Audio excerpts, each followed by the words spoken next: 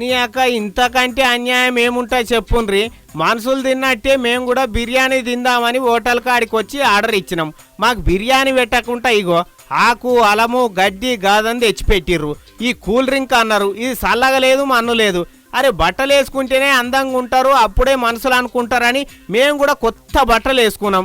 ఏం దక్కునా చెప్పుండ్రి మనుషులకు మాకు. నీ అక్క అడుగుతా జర్రాగు వీడు ఎటువా సప్లై చేసేటోడు. అరే లేనట్టును కదా నీ అక్క, ఇవి తినబుద్ధి అయితే లేదు, బలిమిగి తింటున్నాం. ఈ గడ్డి కాదని దొరకదా మాకు అడవిలా? గీదాని కోసం ఇంత దూరం రావాల్సిన అవసరం ఏముండే మాకు? మంచిగా బిర్యానీ తిందామనే కదా. ఓ ఎవరున్నారు ఓ ఆడ, జర ఇటు రాండ్రి. ఏంది ఒకటి ఆర్డర్ ఇస్తే ఇంకోటి తెచ్చిండ్రు, ఏం పైసలు ఇవ్వమనుకున్నారా ఏం కథ? నీ అక్కగా చూడు అందరికి మంచిగా నూనెల గోలిచ్చినవి తెచ్చిండ్రు, మాకేమో ఈ క్యాలీఫ్లవర్ ఆకులు క్యాబేజీ ఆకులు పెట్టి సావగొడుతున్నారు. మేమేమన్నా వెరైటీ ఐటెంలు అడిగినామా? చికెన్ 65, మటన్ ఫ్రై, బిర్యానీ పెట్టుమన్నాం, మీ తాను ఉన్నదే కదా. అందుకే మాకు కోపం వచ్చేది.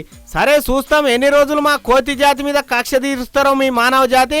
మాకు కూడా రోజు వస్తుంది, అప్పుడు మిమ్మల్ని కూడా మా తిండి తిననీయం. ఏమనుకుంటున్నారో?